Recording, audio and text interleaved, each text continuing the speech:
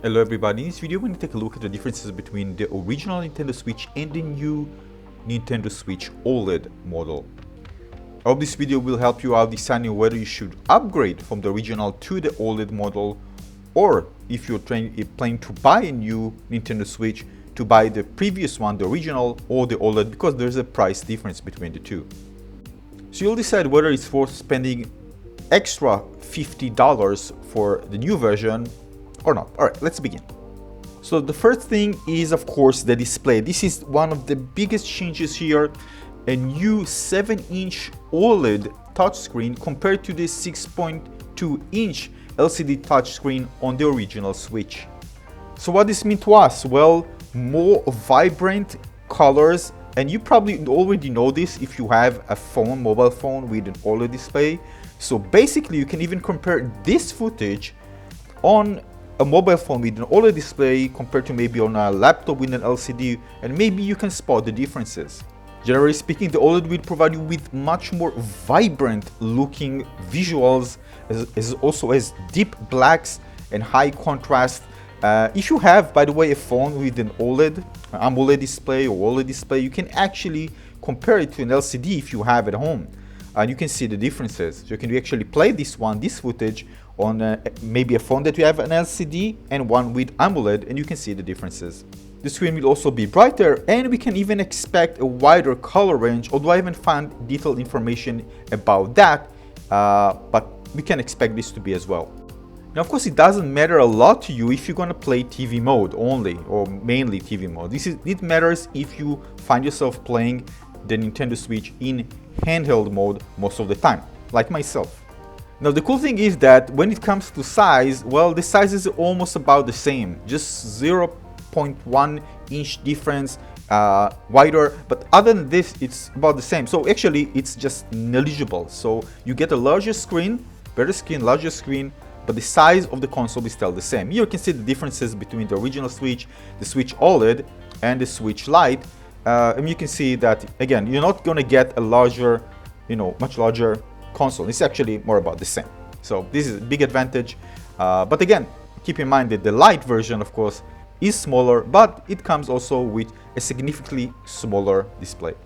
So if you're worried about that, don't. Of course, if you want a more compact version and you don't mind the smaller screen and other, just being able to play handheld, well, you might consider the Lite version as well. But in this comparison, we compare the OLED versus the original Nintendo Switch. Now, the other great thing is that the Switch OLED version comes with double the storage, 64 gigabytes compared to 32. So if you're installing many games, you like to play them relatively in the same period of time, this is a great advantage for you. You don't need to uninstall because you lack of storage. But as you can see here, the graphic cards is actually the same. I know many people actually wanted a better graphics so you can run games at higher frame rate, and some actually maybe expected NVIDIA DLSS for higher frame rates and even in 4K. Well, unfortunately, not this time. Maybe the next version. But we do have now a LAN port, a LAN connector, which allows you to connect a LAN cable directly to the console.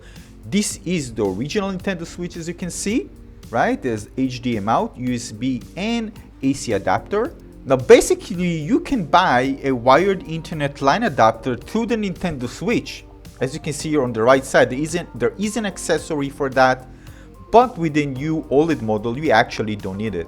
So yeah, you don't need to buy a separate accessory in order to connect a LAN cable. So this even saves you money if you do plan to actually use it. Generally speaking, the LAN cable should provide you with faster connectivity and even more stable connectivity. So if you plan to use it, well, now you can directly with a cable. Alright, let's talk colors. You still be able to buy the OLED version in the standard colors, but you also have the white version and a matching Joy-Con controllers in white as well to match the base, of course. Now, the Joy-Cons, both of them are the same as the previous one. Regarding the drift, I have no idea, by the way. People asking, whether the drift, something was adjusted to fix some of the drift issues with the controls. I don't know. The last article that I read was on The Verge. The title says, Nintendo refuses to say if the OLED Switch fixes Joy-Con drift. And last thing is that the previous Joy-Con controllers for the Nintendo Switch are compatible with this one as well. Now regarding the price difference, you can see there's a $50 difference. This is from the Nintendo website, as appeared in the Nintendo website. But keep in mind that I already checked websites like Best Buy, for example, and there's a price match guarantee there, signed for $349.99 on Best Buy for the OLED version. So again, the prices match. So again, $50 difference between the two models. Now, one of the features that we can't overlook is the new stand. On the right side, you can see the stand of the Nintendo Switch, the original one, and on the left side, the one of the OLED. This is a huge difference. Now we don't need to buy different type of accessories just to improve the stand. And the reason there are so plenty of other stands out there is because the little one that exists on the original Nintendo Switch just doesn't deliver. This is the reason I don't use it myself. This time around, however, I'm definitely going to use it. I really want to sometimes play with the Pro controller myself and just put it on a stand. Just feel more, for me, more comfortable in sometimes some situations. And you can still, of course, enjoy the OLED by still enjoying also the comfort of the Pro controller. Or, of course, you can also play with the Joy-Cons detached. It's up to you.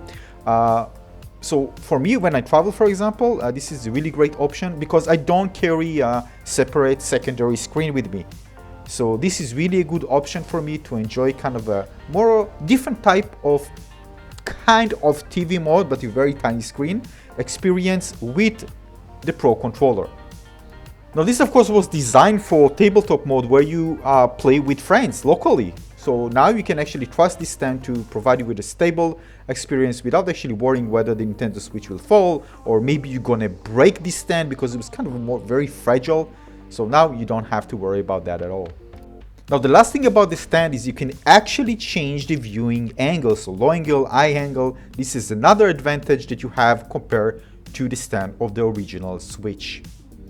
Now another thing is that the new OLED model comes with enhanced audio for handheld and tabletop play. This is from the press release, and there's also a really nice illustration on the official Nintendo website. But we don't know how much enhanced it is, so there's no like big words flashing here in the press release. So I guess it's improved, but not something significantly better. We still need to wait and see.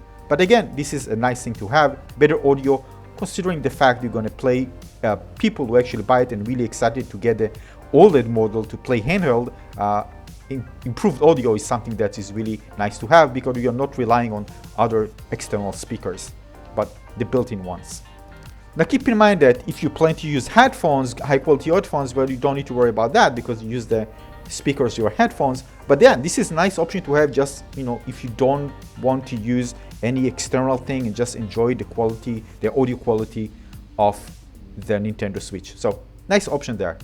Alright, so let's try to summarize everything here. I know there are lots of things here. I mean, probably more than actually I thought there will be. But keep in mind, by the way, the prices for the Neon Joy-Cons and the white Joy-Cons is exactly the same. Now, if you are a new user, I say personally, if I was a new user, I would definitely go with the OLED model. I mean, I have double the storage, much better stand, enhanced audio quality, larger display, better color contrast and brightness for the screen. You should make games just better. Of course, this is something similar to you because probably you already have a phone with an AMOLED display and you probably tried before an LCD, so you probably know the differences. Now, unfortunately, this is not the Pro model that people were looking for. By that I mean, you know, better graphic cards, which should improve the frame rate and the overall, you know, gameplay experience. You can play maybe in higher resolutions, all that. Well, not this time, in a later model. The question is whether you should upgrade if you already own the original, the normal Nintendo Switch. Some people call it normal. Well, it's up to you. Well, if you ask me personally, if I'm gonna upgrade, me probably not. I mean, there's nothing really that makes me really kind of. I mean, I'm excited about the new model, and I'm sure it's gonna give me a better experience. But overall, buying a new same console with those enhancements, for me, probably not. In fact, I was actually more excited to get the smaller one, the light version, because it's so compact and comfortable to play in handheld. I mean, it's kind of weird because those enhancements maybe seem something that should have come to the light version, or maybe both, right? because the light version is really amazing for, I mean, I held it in my hand, I don't own it, but I held it and it just provides such a great experience. So I really wanted to have it. Really, when I hold it in my hand, I just felt that, wow, this is just perfect for handheld gaming. So if actually the light version got this, all these, you know, some of these features, you can get everything, but some of these features, I would probably go with it. And the price probably won't be higher because we don't get the base, right? So I kind of feel bad that some of these features, especially the screen, the largest screen and the OLED display, is not available for the light version. I mean, just think about it. If you can maximize have the same size of the light version with a larger display and higher quality and better audio, I would seriously think about getting the light version with those features. Yeah, so I'll leave it up to you. Let me know in the comment section which one you think it's better for upgrading and for new users. Waiting for your comments below. And if you think I'm missing something, let me know again in the comment section below. And again, thanks for watching, everyone. Hope you find this useful. If you find this one useful, please consider leaving a like for Wendy and subscribe to my channel. And I see you soon on the next video. Cheers, everyone. Bye bye.